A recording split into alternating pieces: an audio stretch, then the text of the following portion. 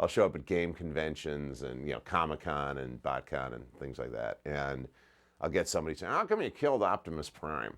When I first read the script, I cried when you killed Optimus Prime.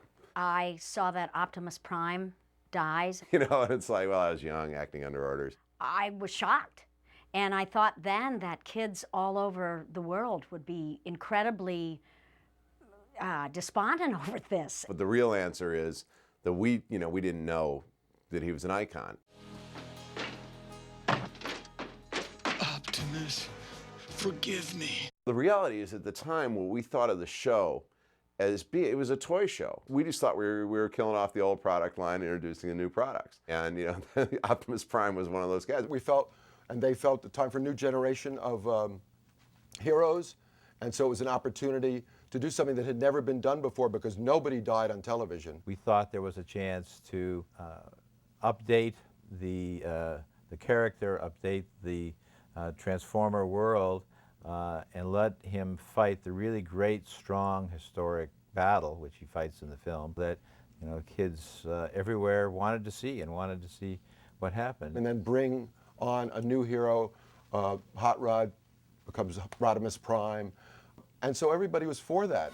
Megatron must be stopped, no matter the cost. We try to play that moment as human die. You know, it's not just robotic die. You can feel the emotions, you know. You can see humanity, you know. But then, of course, when the film came out, and there was this hue and cry from parents about, how could you kill off Optimus Prime? My kids are so upset, and all of that. Then we thought, you know, I think maybe we went too far. From my understanding, it had huge impacts. All of the children that I know and everything that loved Transformers and loved Optimus Prime were just overtaken with grief. As I am directed, I'm not going to know what's the react from audience. Yeah, kids were crying in the theaters. We were hearing about people leaving the movie. We're getting a lot of nasty notes about it. And indeed, we had some kid that locked himself in his bedroom for 2 weeks. Do not grieve.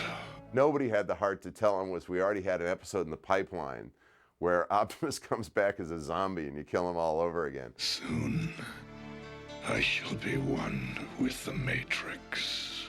The kind of interesting coda to the killing Optimus Prime story is the scene that never did make it into the Transformer movie. You know, next season we're going to have all these new characters and people are going to be wondering what happened to the old characters that they like so much. And what we knew in a business sense is, well, they'd been discontinued because they were the 84 line, but we got to tie them off.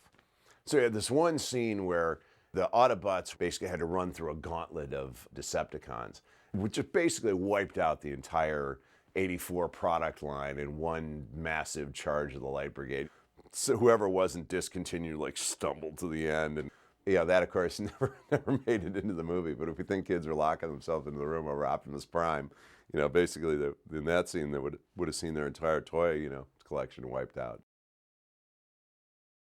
The funny thing about killing Optimus Prime is it probably gave the movie its resonance. To show someone dying and the leader dying, I think was a powerful thing, and I think that's one of the reasons why it's lasted as long as it has, because we did things that weren't being done at that time. It was very pivotal for a child's growth and for the fans of Transformers. There was a thought in my head that I'd be sitting here 20 years later talking about the Transformer movie. And I think it followed them all through their life.